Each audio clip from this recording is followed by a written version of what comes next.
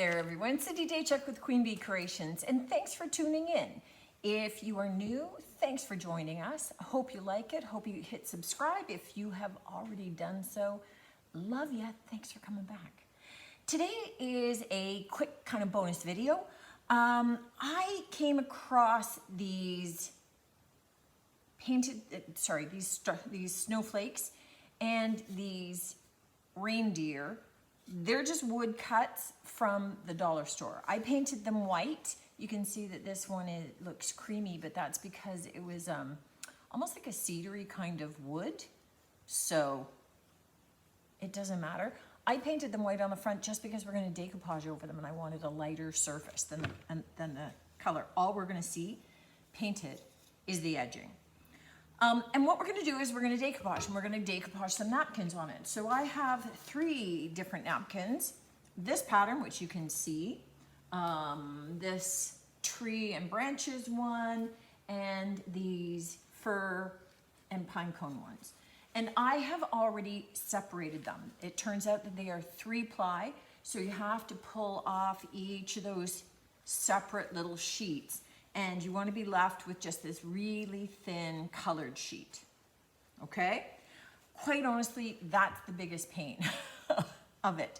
You think that it's only 2-ply, and then you keep teasing the edges, mostly because the edges are all kind of attached. They're sort of not stapled, but pock holes together. I don't know what you're going to call it, but it's sort of like that. And cut that part off if you have to, if you don't need to go right out to the edges. So we are going to decoupage. Now, the tricky part about this, because when we decoupage this and we put our napkin around it, this especially is going to be a pain to be able to get all of our napkin cut super close, which is why I've never done decoupaging on these before, or even like around the antlers of this guy, because it would be a pain everywhere. So what we are going to do is we are going to use a different method that I have never tried. So I'm kind of experimenting at the same time, and you get to see it. So fingers crossed it works. But what we want to do is we do want to make sure that we get our glue right out to all of our edges so that our paper definitely is adhered right out to those edges. And I know that my paper fits. So I'm just going to make sure it goes all the way out. So what I'm going to do is I've got 3 stars, 3 reindeer, and I'm going to do 1 star and 1 reindeer in each of the 3 colors. So I keep calling them stars, they're snowflakes. So then I have a matching snowflake and reindeer in each of the 3 patterns. And I'm just making sure that these are all along the edges are adhered for this decoupage method. That is important. So I'm going to leave that, set that off to side and dry for a second while I do the same thing for my reindeer for that same color. And again, just painting it on. I don't need it to be super thick. I need it to be enough for my napkin to adhere, but I do need to make sure that I get it out to all of those edges. That's going to be the important part for this.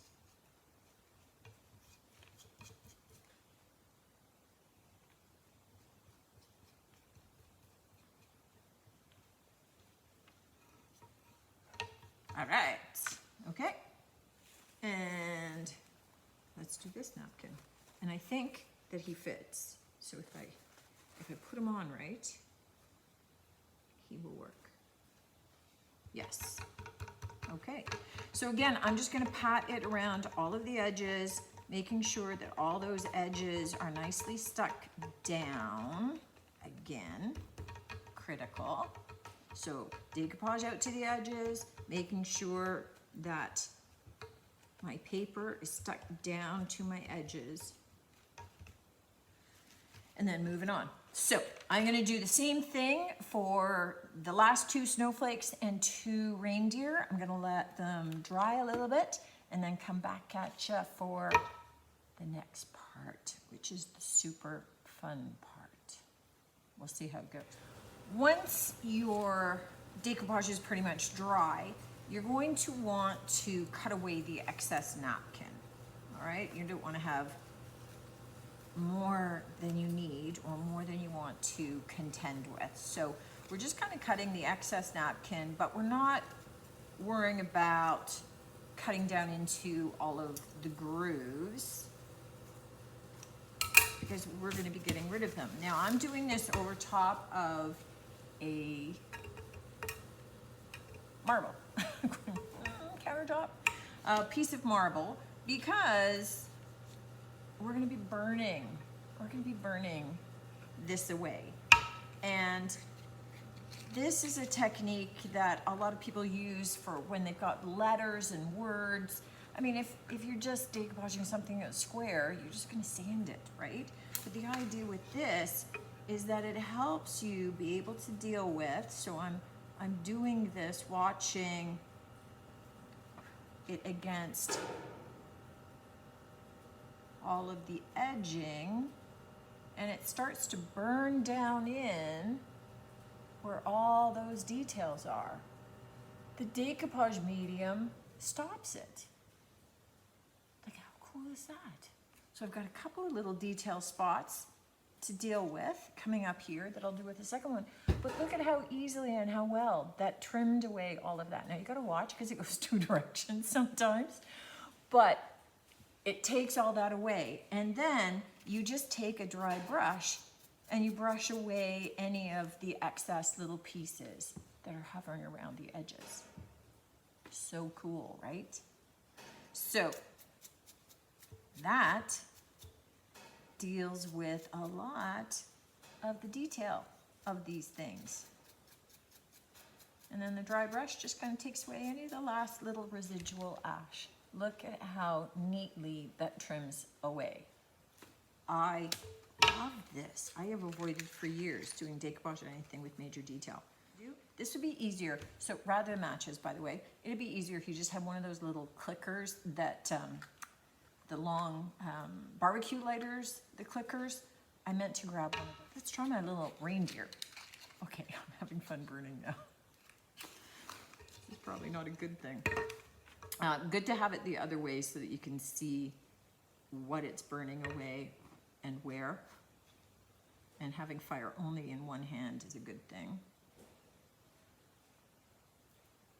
So you can see it's going in 2 directions on me.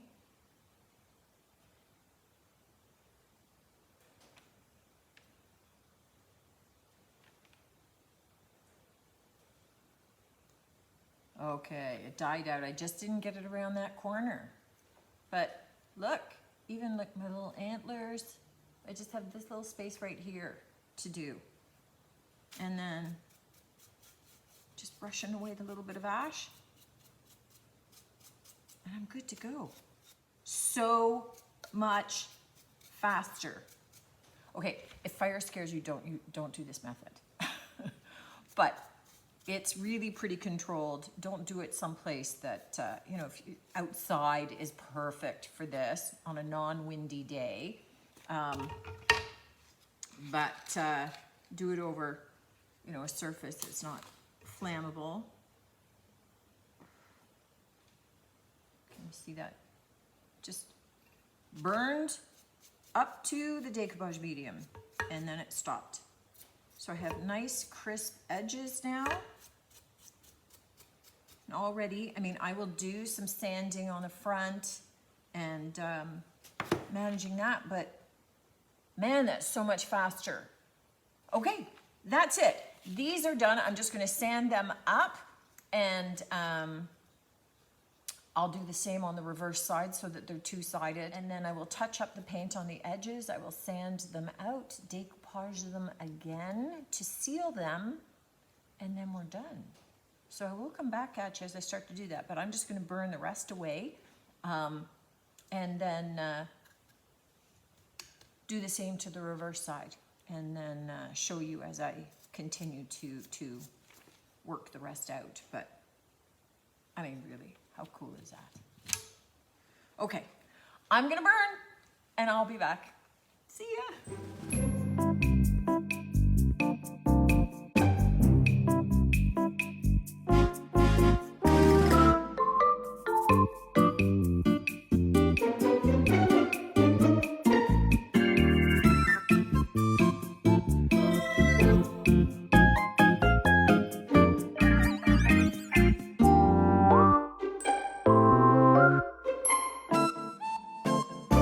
Once we have all of the edges burned, and how cool is that really?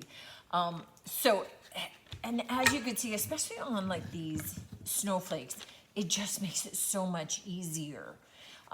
All that I do is I just take a little bit of sandpaper to kind of hit the edges, take away any of the ash that happens to be there. You can take a dry brush as well. Because this is fairly intricate, I just kind of take it down into those grooves to make sure I've got the last of everything kind of away. And then we're good to go. Then what I want to do before I seal it again, if I'm going to do a little distressing, I want to kind of seal it to kind of tighten up, to kind of firm up or protect a little bit of the napkin. But what I want to do is just kind of go around those edges again and touch them up. You might have some scorch marks, understandably so, in which case I'm just kind of brushing on very lightly another coat of my white just to be able to clean up those edges.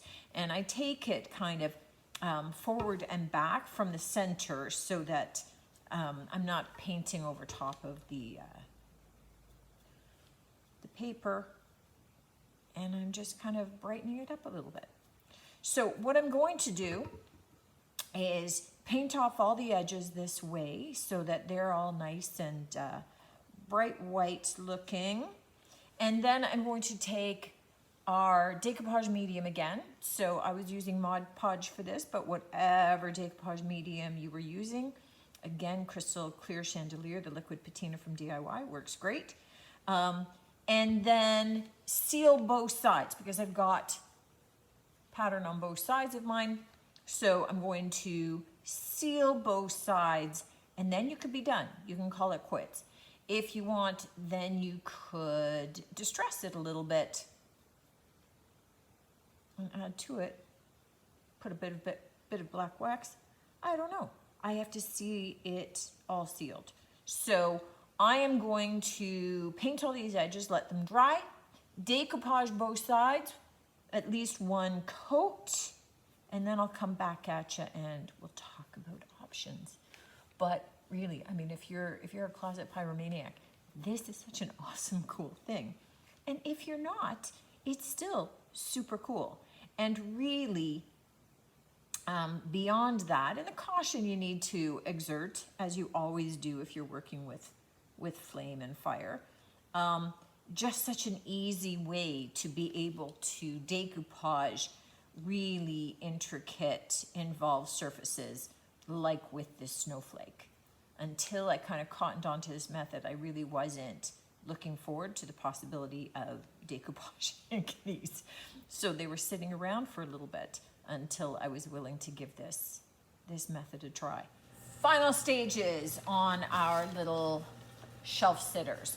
So I sealed them entirely on both sides with, I just used the same decoupage medium, so whatever one you were using. And then I used my palm sander to sand them all down. So I wanted them to be a little bit roughed up around the edges, just worn down a little bit. I mean, you can see there was a crease here, so you get that worn look, and just around the edging a bit. If you don't want that distressed look, don't sand it heavy. I did heavy sanding, so don't do that. Do it as light as you would want.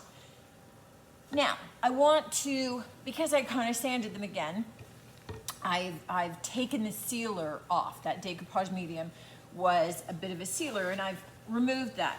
Now, I wanted it on because then I don't take off too much of the paper. If I hadn't sealed it first with the paper, sealed it first and I just sanded the paper, man, it just would have been all over the place. The final step that I want to do is I knew that I wanted to finish with some white wax, and mostly because I just wanted to, you know, kind of have a little bit of this going into the creases and scared?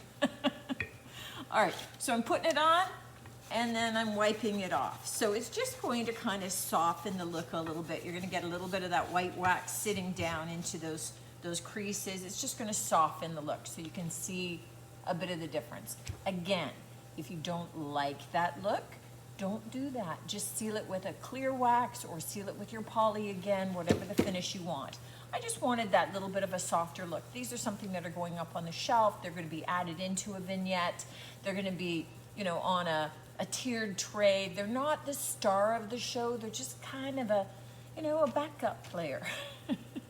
So I didn't want them to be super bold and stand out. Now, if you wanted, again, you could, you know, glue a little bit of greenery here, put a little ribbon around, dangle a little tiny brass bell. I mean, you could zhuzh them up. I'm leaving mine plain because, again, they're just a little add-on decor item. They're not the star. So I don't want them too blingy. I just wanted them a little bit kind of loose and rustic looking, and just have them adding to the decor, not being the star of the decor. So I'm just leaving them like this. I love that look, but if you want them a little bit more, I mean, you've got space. You could add in like a, you know, rhinestone, something here. You could add a little bit of bling if you wanted. Whatever works for you. You could just put like another big brass bell here with some greenery around it, or some holly and some berries. I mean, whatever works for whatever you're doing. You could take them in multiple directions. So the main point of this video was taking something really intricate like this and showing how you could use the napkin burning technique to be able to decoupage something really complicated like this without spending your life trying to get down into all of the nooks and crannies. It's pretty fun. Not made for kids. This isn't a craft I would do with children, because when the flame starts going in two different directions, you do have to pay attention to where it's at and shift your hands into the already burned middle section so that you're not getting burned. But I'm a klutz, and I didn't set fire to anything. I didn't burn myself in the making of this. It was definitely easier when I got this baby than trying to do it with the matches. It was too much flame to be able to watch. So definitely get one of those barbecue starters. Makes your life easier, I swear. Let me know if you give it a try. Certainly drop in some pics. But again, thanks for tuning in, guys, and hope to see you next time. Until then, take care.